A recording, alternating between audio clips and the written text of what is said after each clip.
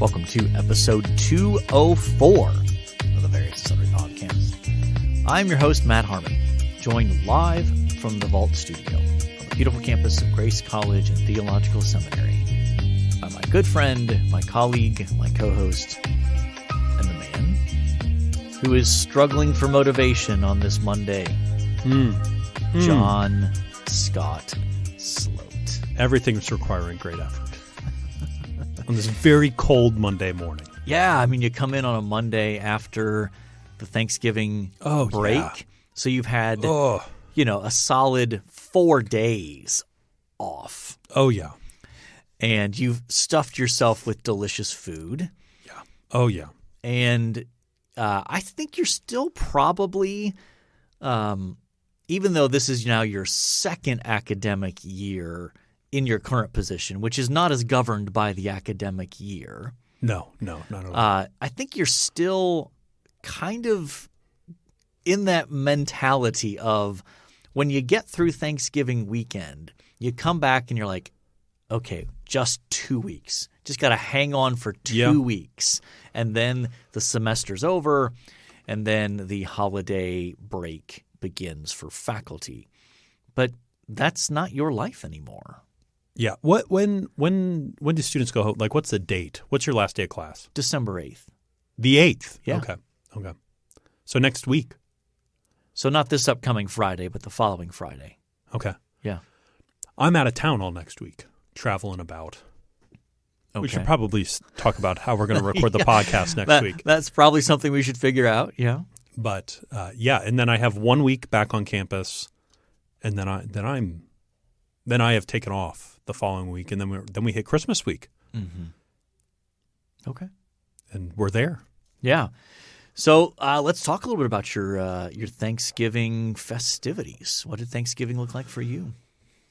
Pretty standard Thanksgiving things. So let's see.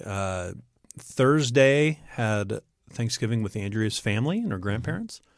And then Friday I did yard work all day. All right. And then I blocked out 3 o'clock forward when the Jets game started. Yes. And then Saturday, Ohio State, Michigan. Mm-hmm. And then Sunday I went to the Colts game. Okay. So I was in Indianapolis on Sunday. Yeah. Sounds like a full weekend. It's Extended very weekend. full. Yeah, I'm tired. That's struggling for the motivations. Yeah. How about yourself? Did you guys go to Ohio? So Thursday we went to Ohio to be with my side of the family. Napoleon, yeah. Ohio. Yeah. Named after? A French dictator. Okay. Germantown, French dictator name. Interesting. Yeah. And then Friday we spent most of the day doing Christmas decorations.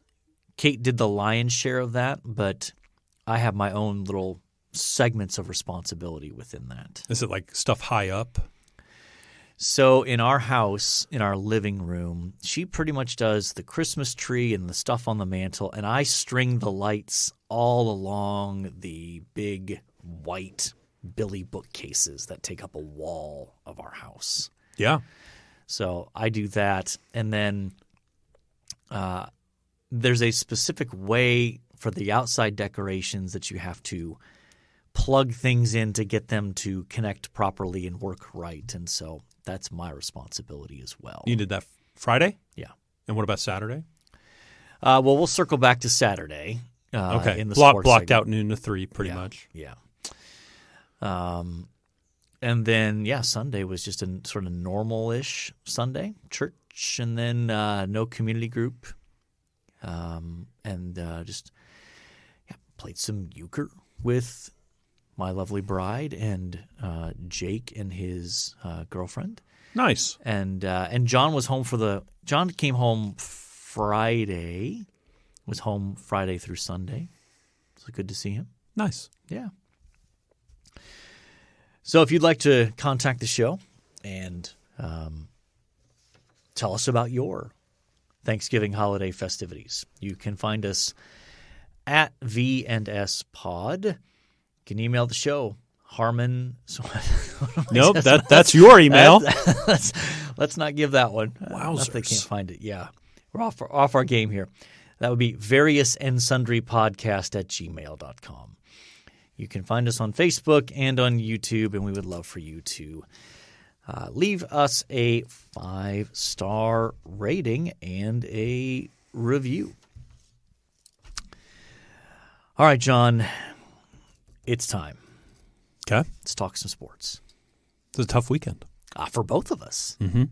Yeah. Which do you want to do first? I don't care. Okay. Well, we have to talk about the Ohio State-Michigan game. And it's funny, my Greek students this morning were like, are you going to talk about this on the pod? Well, of course I'm going to talk about it on the pod. Like, I'm a grown-up. I can talk about my team losing. Mm-hmm. I'm not just going to duck it and pretend like nothing happened over the weekend related to my favorite sports team. Like, come on. Yeah. You know, part of being a responsible fan, I think, is facing the music when your team loses. Yep. So yeah, Ohio State lost to that team up north 30-24. And it was a close game. It was a very evenly played game. The difference was that Ohio State's quarterback made threw 2 interceptions. The second one I'm going to give him a pass on because it's under a minute left. You got to force the ball down the field. 100%. Like that one doesn't. The first one was pretty rough. The first one was unbearably bad. Mm-hmm. To throw that interception there, and Michigan ends up with the ball at the Ohio State 9-yard line and punches it in for a touchdown. Like, that feels like the difference in the game. A back-breaking mistake where you give the team 7 points. I think an argument could be made for the touchdown that could have been called an interception as well. Now, you don't have a dog in the fight. I mean, you have Ohio State family, so I understand you by default lean that direction in terms of preference. Yeah, I'm definitely biased for sure. But you're not as biased as me. No, I lost no sleep. What did you think of that? So, for those who don't know, Michigan threw a touchdown pass where the receiver caught the ball, and the Ohio State defender jarred it loose, and it's coming loose before the Michigan player reaches the end zone. And then in the sort of tumble into the end zone, finish the play, the Ohio State defender comes out of there with the ball. Mm-hmm. It was ruled a touchdown on the field, and it was announced as stands. The call on the field stands, not confirmed, which is basically the officials saying there's not enough there. We don't know what to do. We don't know what to do. We're going with what was on the field. Yep. What were your thoughts? At first glance, like watching it live, I thought it was just a touchdown. Mm-hmm. Like just watching it live, thought it was a touchdown. Yeah. On the replay, I thought there was evidence that it was an interception. Mm-hmm. Like that the ball was jarred loose. He had to complete the catch at that point, all the way to the ground, and he didn't do that. Yeah. And if the ball had hit the ground, I think it would have been, if it had hit the ground at any point in that, it would have been incomplete. Mm-hmm. I think the same is true as if was it Burke who Denzel Burke. Yep. I think it would have been. I think it should have been an interception. That's my 2 cents. Okay.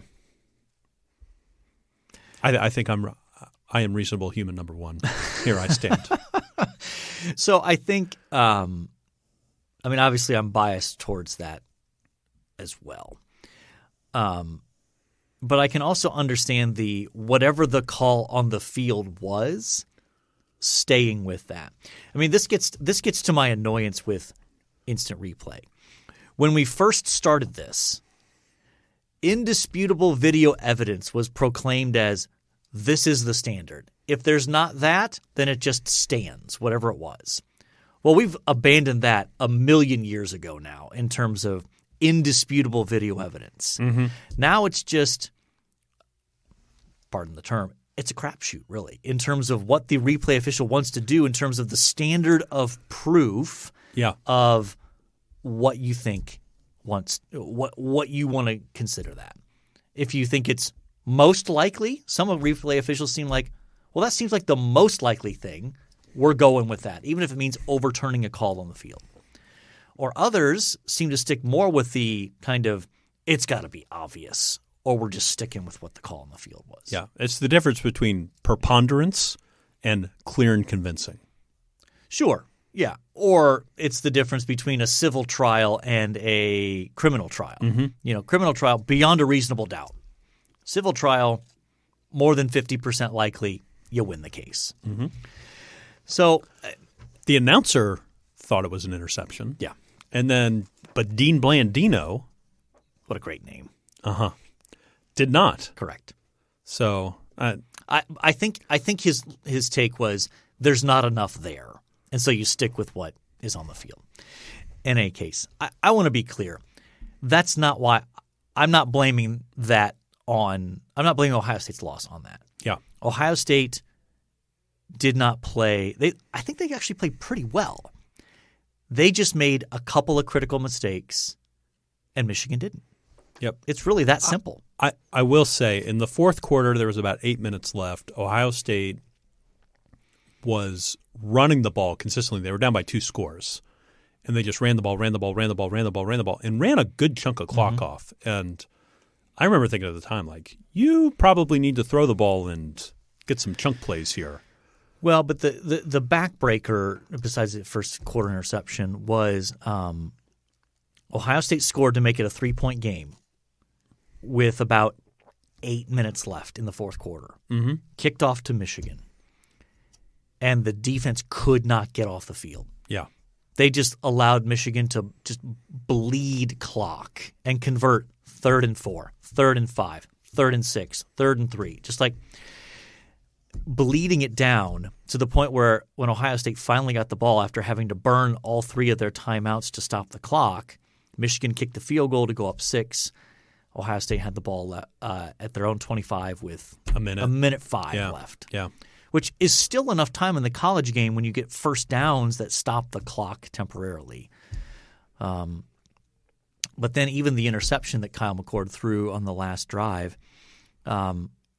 his offensive line let him down.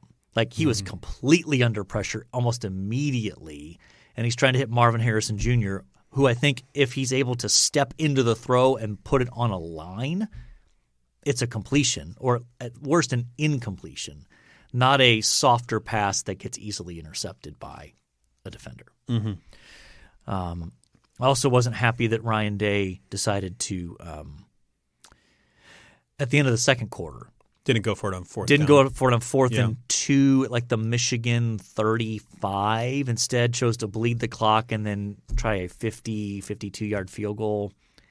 I did not like that decision at all. I think you have to go for that and trust that your defense is not going to give up anything if you get stopped. I think you have to try to go for that, even if nothing else, to make the field goal shorter. Yeah. As opposed to, So, I just, it's a hugely disappointing loss, but I still feel like Ohio State played pretty well. But when your defense does not force any punts in the second half, they let you down. Mm-hmm. It's like they overcorrected. Last year the problem was gave up way too many big plays, way too many like huge touchdown plays. They gave up 5 touchdowns to Michigan last year that were over 40 yards. Hard to win a game when you do that. Yep. Well, this year they played so, in one sense, conservatively that they just let Michigan methodically move the ball down the field. Rather than like there's a happy medium in there. You've got to pick your spots to be aggressive. I think I saw a stat: Ohio State blitzed a total of 4 times during the game. Really? That's it. You can't do that. You got to put some more pressure on J.J. McCarthy, especially when his completion percentage when blitzed is under 50%. Mm-hmm. You got to do it occasionally. Not every third down, but like you got to make him feel a little uncomfortable. Yeah. So there's a remote chance Ohio State could still make the playoff. They did last year after losing to Michigan. But several things have to fall in place for them to squeak in. If I remember, several things had to fall in place last year too. Yeah. So we'll see. I'm not expecting it. But basically, Texas has to lose. Florida State has to lose. And ideally, probably Washington has to beat Oregon and Georgia has to beat Alabama. Georgia will beat Alabama. They should. But did you see the end of that game, the Alabama-Auburn game, the Iron Bowl? No. Auburn led the entire game, basically. And they are up 4 with, 5 seconds left. Alabama has a 4th and goal. This is no mistake. 4th and goal from the 31. So it's essentially 4th and 31. Last play of the game. Alabama throws a touchdown pass into the corner of the end zone. How do you let that happen if you're Auburn? Yeah, I don't know. It's terrible. So anyway. All right. That's been my catharsis. Let's talk about your Jets. I don't recall. I mean, you blocked out your Friday afternoon to watch them lose to the Dolphins. Yeah. I mean, is there anything new here? No, I think that's the hard part that I'm coming to. I mean, we started Tim Boyle at quarterback, who maybe played a little bit better than Zach Wilson, but, hard to say. And, when was it this game or the last game? Gosh, I can't remember where. They start to blend together. Yeah. You turn the ball over on special teams. You do some of these dumb things, and you are 3 and out all the time. Your defense is going to wear thin, and the other team's going to score points. Yeah. That seemed to happen pretty regularly. Yeah. There was a moment where we were going to be down 10-3 going into halftime, and I felt really good about that. Yeah. I felt like you make some halftime adjustments, and you figure it out. You work on it, you figure it out. And Tim Boyle goes for the rightfully so, Hail Mary to end the second quarter, throws an interception, guy returns it for a touchdown. All of a sudden, instead of being down 10-3, you're down 17-3, and that feels very different. And that's not something you can obviously expect. Like, you don't expect to throw a Hail Mary and have it run back for a touchdown. Yeah. That's just not something that you expect. You expect surely somebody's going to tackle that guy. Yep. Or somebody's going to be up there with him trying to catch it. They're going to bump into each other and fall down. Yeah. But not a receiver near him. They couldn't get under the ball. And that's brutal. And, that happens. So they're now 4-7? I think so. Yeah. I have stopped paying attention at this point. So now there's really no motivation, really, for Aaron Rodgers to rush back. Correct? Well, they say he's going to start practicing this week, eyeing a Christmas Eve return. Well, they definitely will be out of it, barring some unexpected circumstance. They will be out of it. Yeah. I mean, they do play the Falcons this weekend. The Falcons are not great. If you have a game like you did against Philadelphia, right, where the defense is stout and gets 3 turnovers, you're going to have a good shot. Yeah, but at 4-7, you realistically probably have to win out, or go 5-1, maybe 9-8 gets you in. The AFC is a bit of a mess. Yeah. AFC is a bit all over the place right now. But yeah, I mean, by then you'll know. Like, realistically, you'll know. By Christmas Eve, you will know. And I just don't know why do you come back? Yeah, and I think the question is, in the normal course of things, all right, the head coach is gone, the GM is gone, all these things. I don't think anybody's going anywhere because everybody wants Aaron Rodgers to come back. Yeah. And he signed up to work with this group. Yeah. Which I honestly might be a good thing. Like, my 2 cents are we've hired good coaches in the past that have gone on to success elsewhere. We just haven't given them enough time. Yeah. And so these guys have had 4 years now. And when you're fixing a problem like Adam Gase, Yeah. it takes probably 4 years to undo some of that. Yeah, that's fair.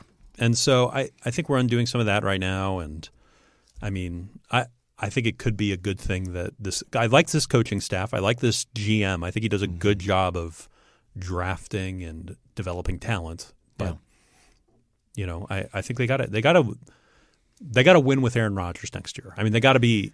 And they also need to get him. They need to shore up that offensive line. That offensive line needs to be strengthened. Yep. Like even if you had Aaron Rodgers with this current offensive line, you're going to win a lot more games than you're winning right now for sure. Yeah. But it's not a championship caliber offense if you don't fix that offensive line. Yeah. Yep. But I think everybody's staying around because Aaron Rodgers is going to dictate, like, I'm only coming back if I play with these people. Probably. All right, John. We are 21 minutes into this episode, so I think we probably need to move on, don't you think? We don't talk about the NBA tournament, though. That's all right. Nobody cares. Like, legitimately, nobody cares. Yeah. The only thing out of the NBA in-season tournament is those floors are terrible. They are god-awful. Like, I have actually turned away from a game. Like, I can't watch this. What is this? It burns my eyes. What like, is it's like, this? why is that whole floor blue? Yeah. Can't stand it. They're trying to do that preseason college basketball tournament sort of feel, and I guess there's a couple college gyms that have that, but it's ridiculous. Just bad. It's dumb. All right, you ready to move on? Sure. All right. We are starting a new series for the Advent window here.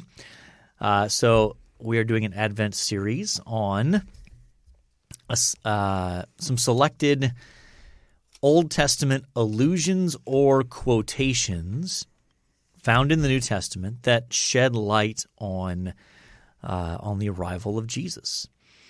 And so I think this series has the potential to even help some of our listeners who have teaching or preaching opportunities. I feel like when you get into the Advent window, and also when you get even into the Christmas Eve service or things like that, you can feel a little stuck, right? Oh, yeah. It's like, oh, well, which passage out of Matthew, which passage out of Luke do I want to do here? Like, it can feel just a little constricting perhaps.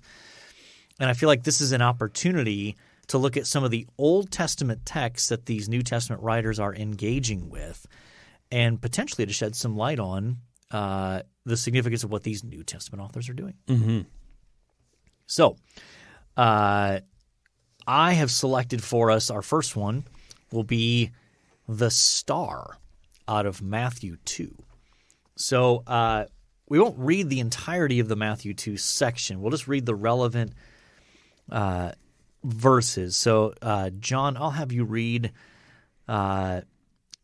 verses 1 and 2 of Matthew 2, and then jump down to verses 9 and 10. So 1 and 2, Okay. 9 and 10. All right. So Matthew 2, 1 and 2. Now, after Jesus was born in Bethlehem of Judea, in the days of Herod the king, behold, wise men from the east came to Jerusalem, saying, Where is he who has been born King of the Jews? For we saw his star when it rose, and have come to worship him. And then verses 9 and 10. After listening to the king, they went on their way, and behold, the star that they had seen when it rose went before them until it came to rest over the place where the child was.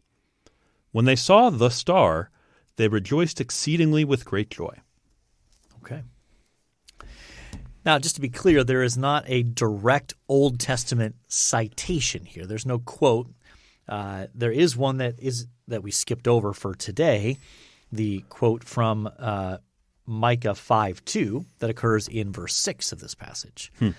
But I chose this one because I think it's a fascinating allusion here that might be less well known when it comes to an Old Testament background for this particular text. And this is where I want to encourage even our listeners who are not like Bible teachers, pastors, or whatever.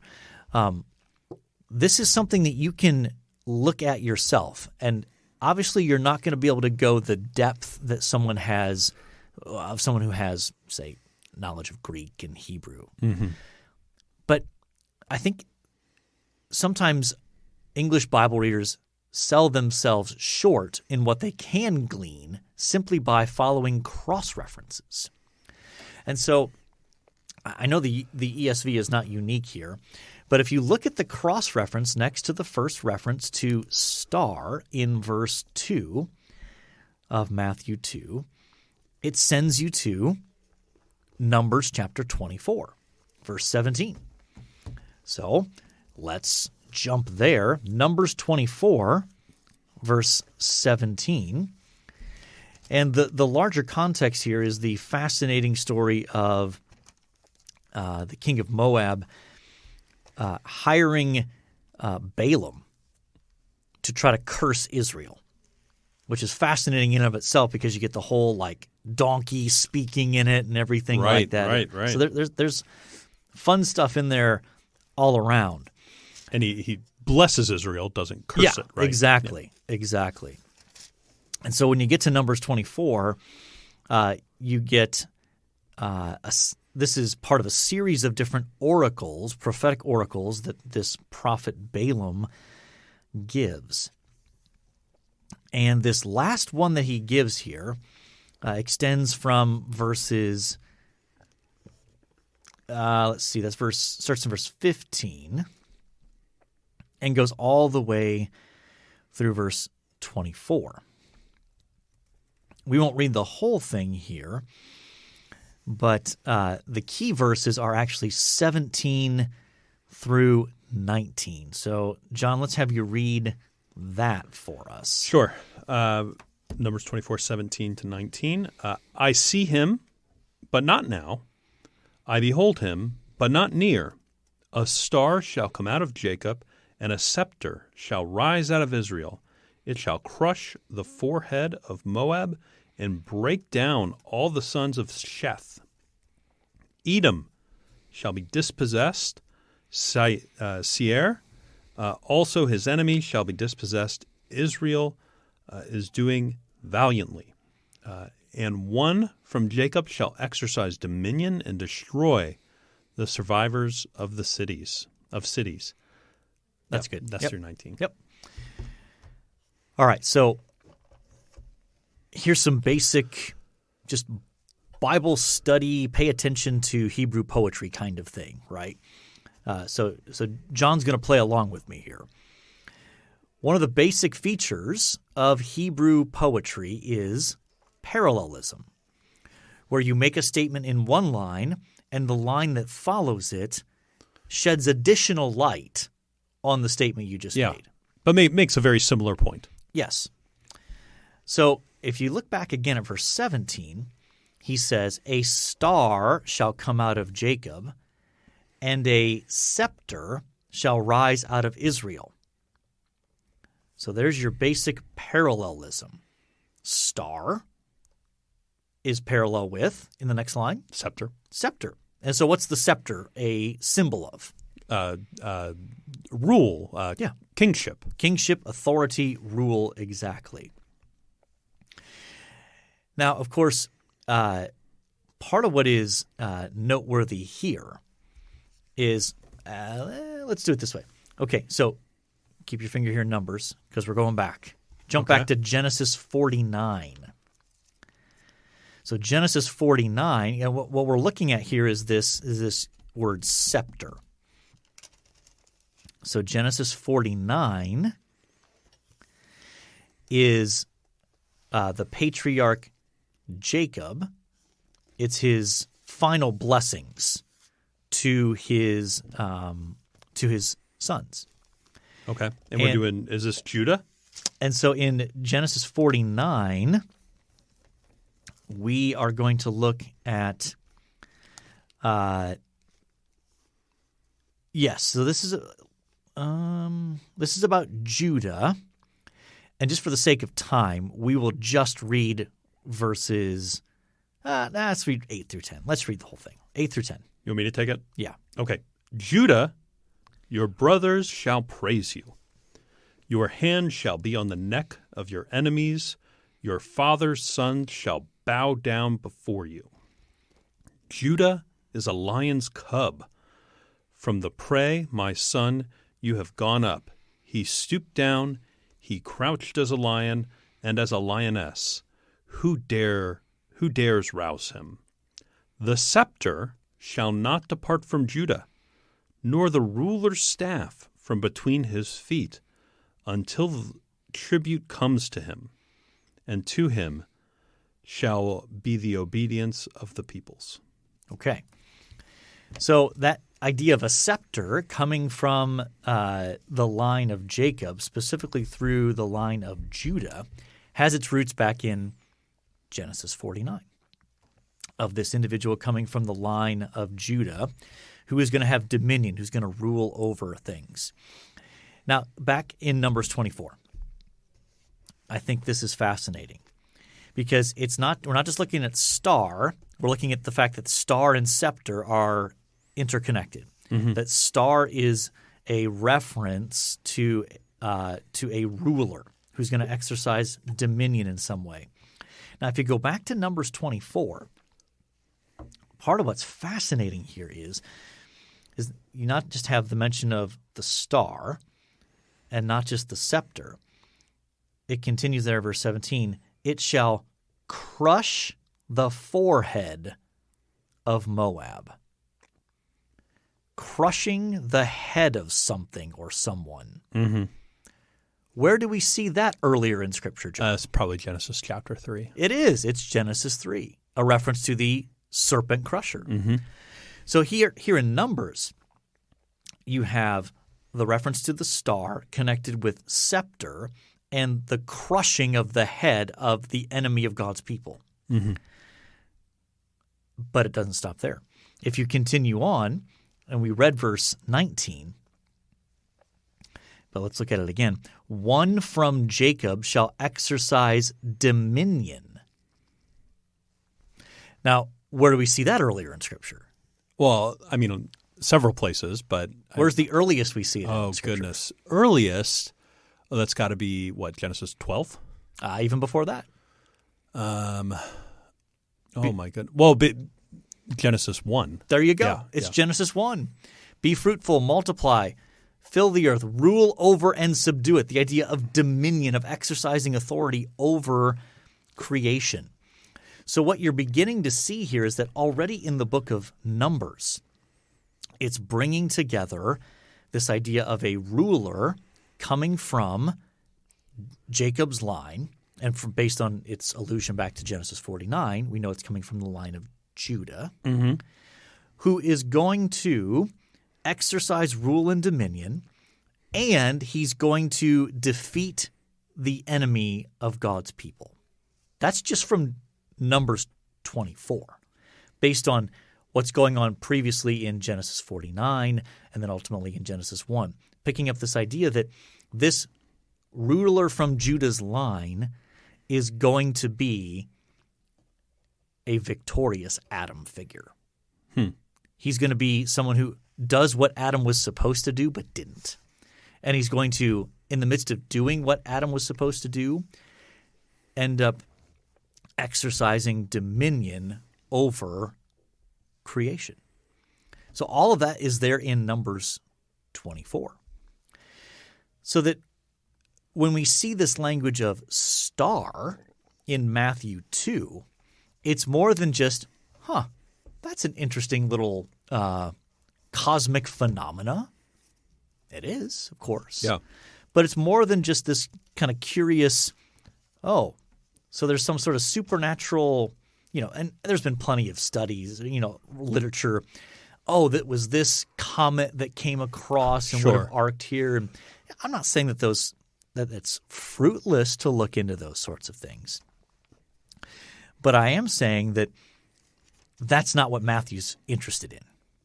He's not interested in the cosmic phenomena. He is interested in helping you to see that this that the arrival of Jesus signals the arrival of this descendant from the line of Judah, which, by the way, that's what the genealogy has already shown you in chapter 1 of Matthew. So it's already prepared you for, oh, this Jesus is a descendant of Judah. And now he is this, and now here's this reference to the star, who's going to be the king of the Jews. So I think that part of what this helps us to see is that even in the subtle ways Matthew is describing this, that there's more Old Testament freight coming with that reference than just, oh, that's an interesting cosmic phenomena. And, oh, look at the citation of Micah 5:2, which is important in its own right, for sure. But it can overshadow the more subtle allusion to numbers. Matthew's dropping the breadcrumbs for us, right? I mean, he's trying to lead us down the line to this person is the Messiah. Mm-hmm. Maybe not exactly who the Jews were looking for in a Messiah figure. Yeah. I think they were looking for somebody more explicit in the crush the head of your enemies sort of figure that you see in Numbers 24. But he crushes the head of the ultimate enemy. Yeah, exactly. And so now what's striking is you might think, oh, come on. It's just a star, people.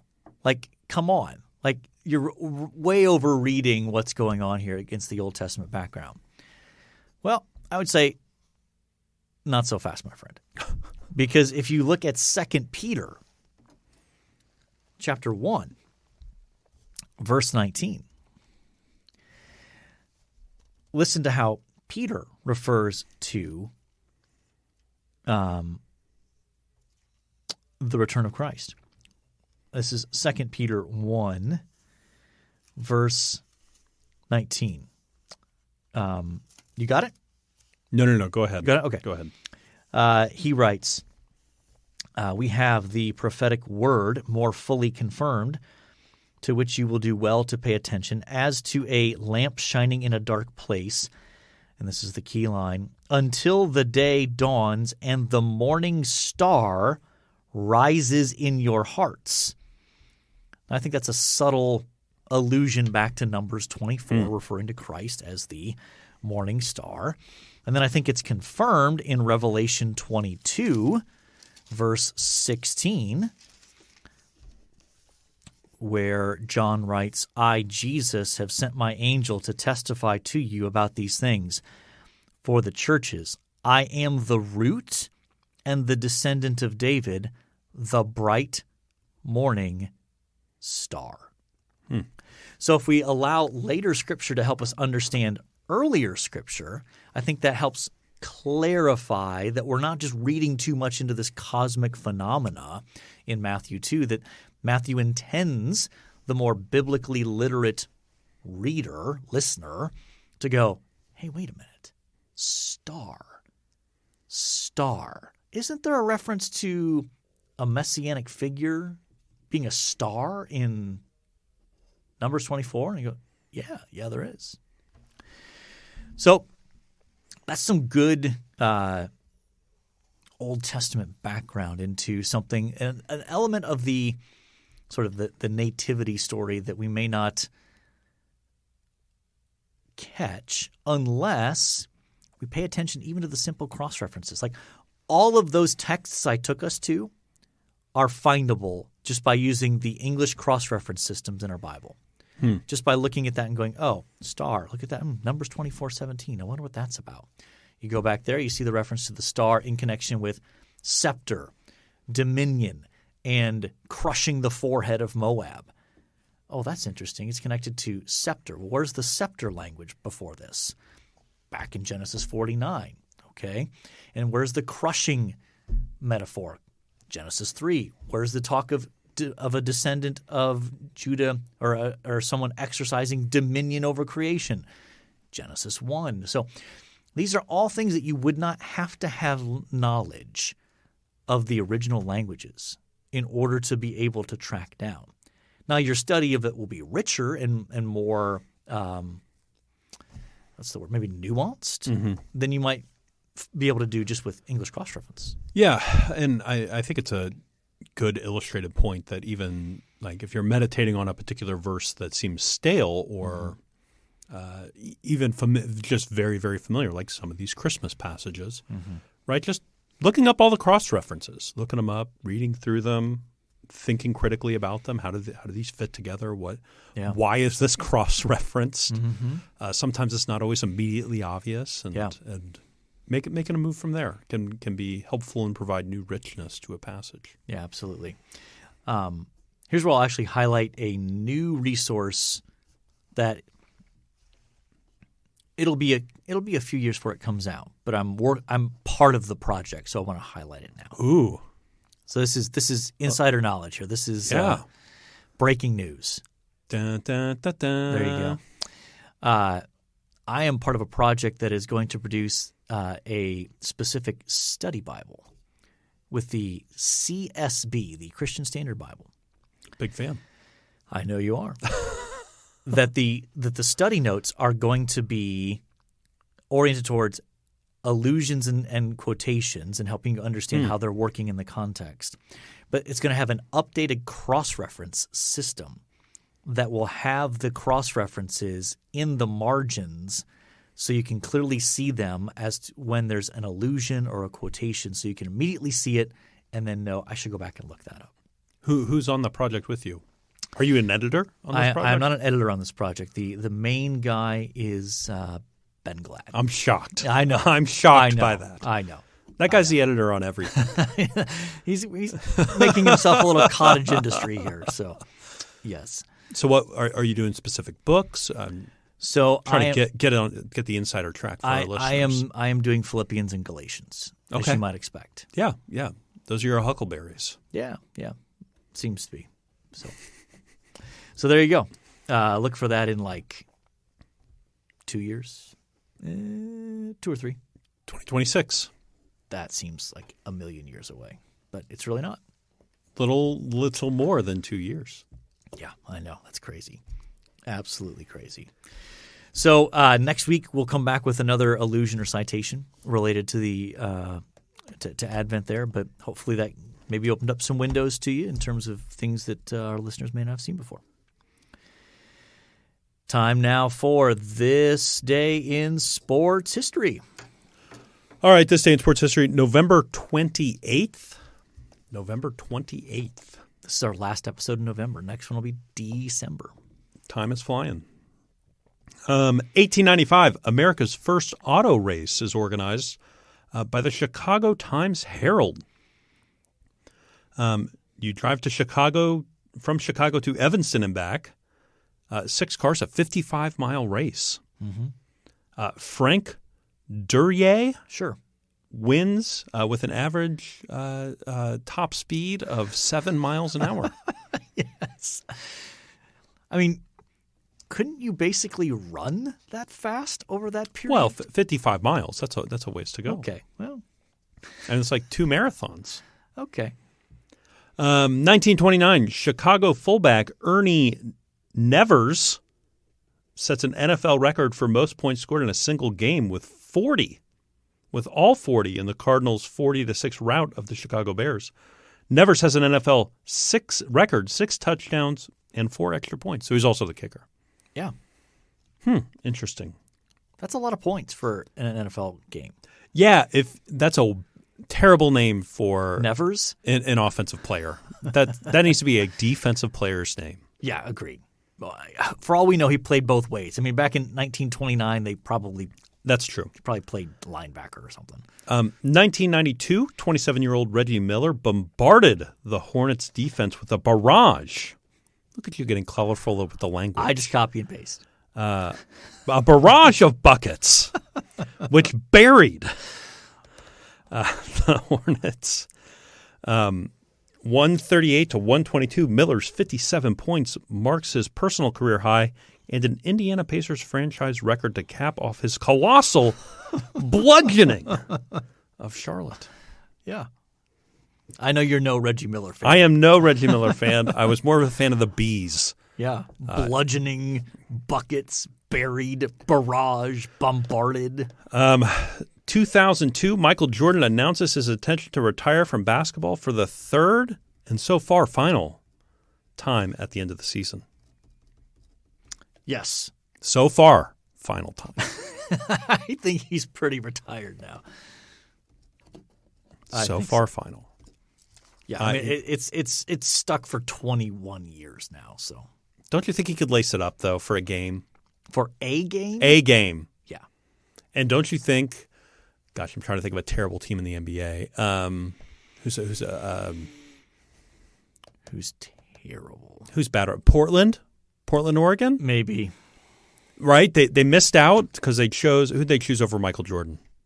Sam Bowie. They chose Sam Bowie. So they have a night where they undo that draft and sign Michael Jordan to a 1-game contract. By having a 60-year-old Michael Jordan lace it up. Is he 60 yet? Absolutely. Tell me that would not be nationally televised, the most expensive ticket in Trailblazers history. Maybe. And a fun game to watch. I'd tune in for that game. Yeah, but I mean, Jordan could only play 7 to 10 minutes. He played more than that, but I think he could play in like 3-4-minute stretches. Yep. I think he could play like 15 to 20 minutes in the game if you spaced him out 3 to 4 minute segments 4 times. If you're the Portland Trailblazers and you do that, absolutely. I think you sell a ton of tickets. I think everybody across the country is watching that game. Must-see TV. Oh, yeah. You would get better ratings than Lakers Golden State Warriors game. Okay, well, maybe. Don't you think so? I think this is a great idea. Listeners, go. let me know what you think of my idea. All right, so who do you want to go with on the Today in Sports History? Ernie Nevers. Agreed. Ernie Nevers. One thing you liked. On Sunday, I got to go to the Colts game. Yeah. So I got tickets, good tickets. As good as ours were a couple of years ago? The same tickets. Okay. So 13th row in section 110. Okay. So, yeah, it was quite nice. Had to look up at passes. Yeah. Saw Baker Mayfield. He's not a big man, No. Baker. No. Second live game I've seen with Baker Mayfield. Really? Second? Second. What was the first? I was at his rookie debut game in Cleveland. Were you? Thursday night, Jets-Browns. Oh, yes. When they hadn't won in over a calendar year and beat the Jets.